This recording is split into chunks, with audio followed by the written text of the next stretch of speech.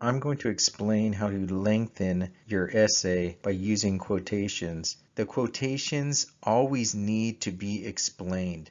You need to explain why they are relevant. So here we see I have a quotation. The quotation is in yellow. And then I give an explanation. Here it is clear that Socrates does not believe in the Greek gods. Within my explanation, I am offering further details about this quotation. With this particular quotation, I'm really honing in on this word believe. You can usually find some key word that you can focus in on and explain further. So I am just using plain language and some common sense to explain the quotation that I have given. Quotations oftentimes are meant to emphasize the point that you are already making. So all they really require is further clarification that it really means what you are claiming that it means. So this is one way to meaningfully lengthen your essay. Now here's another quotation. This quotation's longer. This quotation is perhaps a little long for something like a 6-page essay. So I want to break it up into the different thoughts that are presented in this quotation. So here we see I have broken up this quotation. The first idea here is tell me what is the nature of this idea.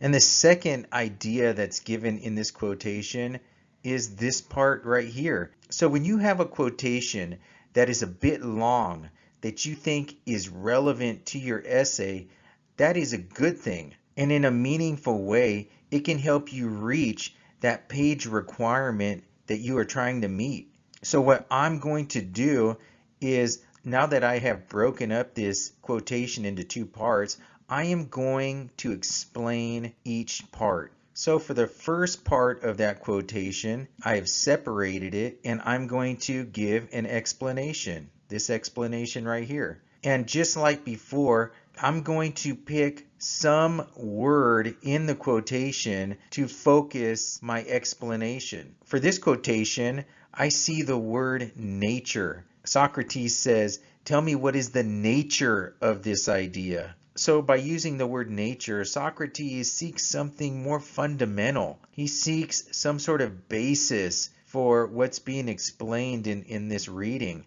And so that's all I'm going to explain. That's why I say knowing the nature of something seems to be knowing that thing on a deeper level. Here we have the second part of that quotation, and just like before, all I'm going to do is pick out some key words that could perhaps need further explanation. This doesn't mean I'm going to pick any word and give a dictionary definition.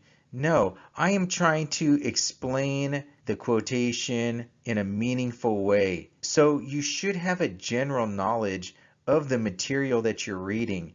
Here, Socrates is seeking an essential definition from Euthyphro. The essential definition is the standard. I'm basically going to restate what Socrates is saying here, but in a different way, in my own words. And what am I going to focus on? I'm going to focus on this idea of having a standard. So I begin here by saying, what is a standard? And then I immediately answer that question, because in an argumentative essay, if you pose a question, you should answer it immediately. So I gave a brief description of what a standard is, and then I basically, in my own words, restated the quotation.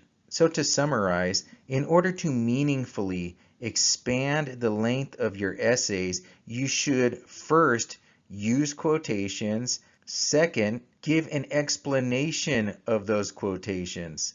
Third, if you're having a difficult time explaining the quotations, you can focus on one key word in the quotation. And fourth, if you have a quotation that is a bit long, that has several different ideas in it, you can break that quotation up into several parts and explain each one of those parts.